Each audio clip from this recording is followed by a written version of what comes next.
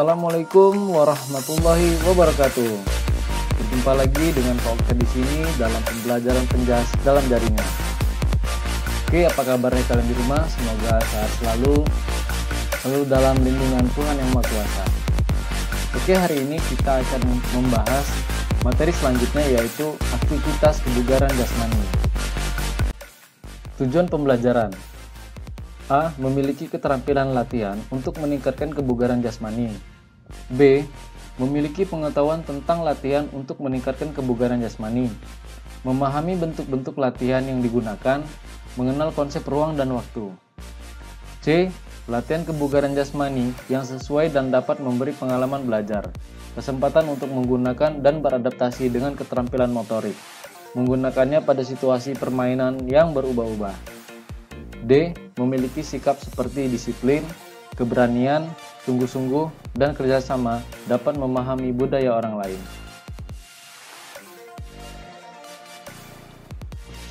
A. Pengertian kebugaran jasmani.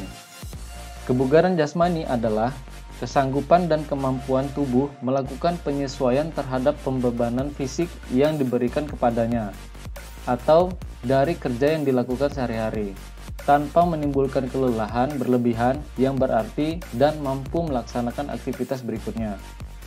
Setiap orang membutuhkan kebugaran jasmani yang baik, agar ia dapat melaksanakan pekerjaannya dengan efektif dan efisien, tanpa mengalami kelelahan yang berarti. B. Manfaat latihan kebugaran jasmani.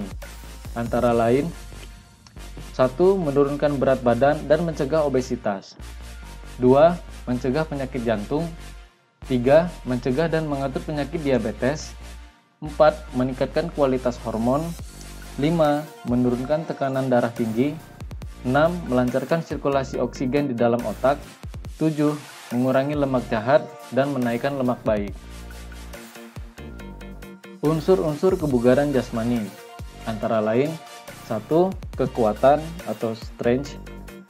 2. Daya atau power. 3. Kecepatan atau speed. 4. Kelentukan flexibility. 5. Kelincahan atau agility. 6. Daya tahan atau endurance. Dan 7. Daya tahan kecepatan atau stamina.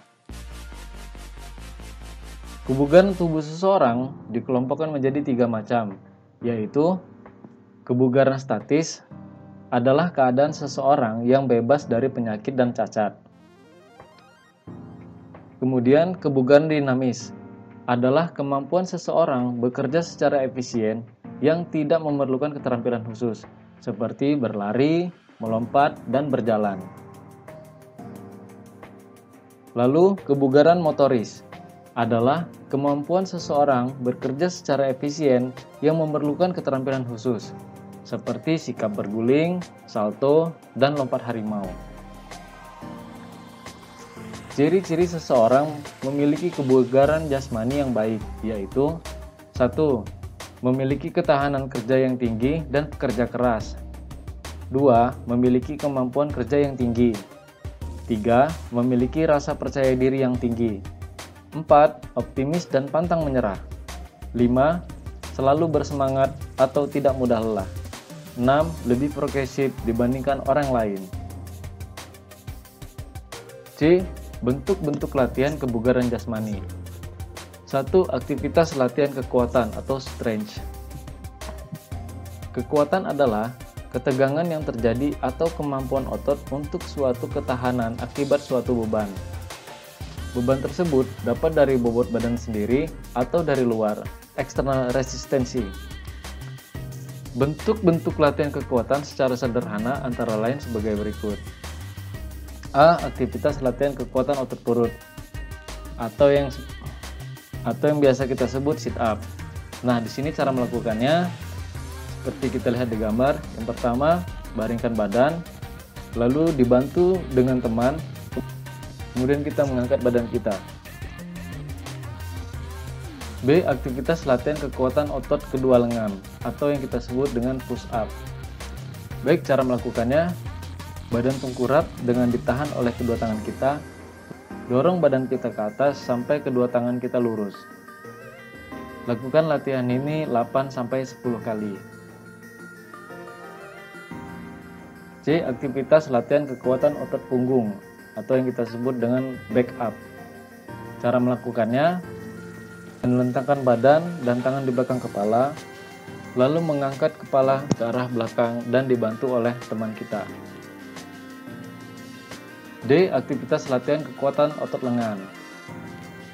Latihan ini bisa kita lakukan dengan menopang badan kita, diawali dengan gerakan jongkok, kemudian menahan dengan kedua tangan kita.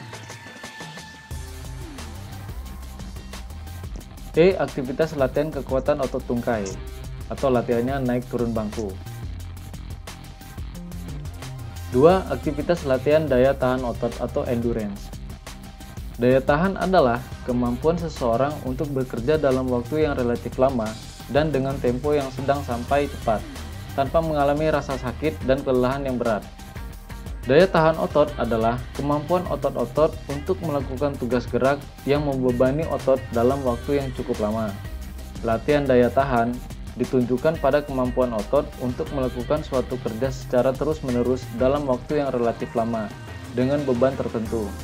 Salah satu bentuk latihan daya tahan otot adalah latihan weight training atau pembelajaran beban.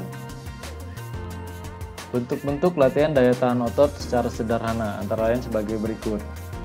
A. Aktivitas latihan daya tahan otot lengan dan bahu. Ini kita lakukan berjalan dengan menggunakan kedua lengan dan kedua kaki dipegang oleh salah satu teman kita. Lakukan gerakan ini kira-kira 8-10 meter ke depan. B. Aktivitas latihan daya tahan otot tungkai. Latihannya yaitu jongkok, lalu melemparkan tungkai ke belakang, kemudian jongkok kembali dan berdiri. Dilakukan 8-10 kali. C. Aktivitas latihan daya tahan otot lengan naik palang tunggal. Latihan ini bisa kita lakukan 8-10 kali. 3. Aktivitas latihan daya tahan jantung dan paru-paru. Daya tahan adalah kemampuan seseorang untuk melakukan kerja dalam waktu yang relatif lama.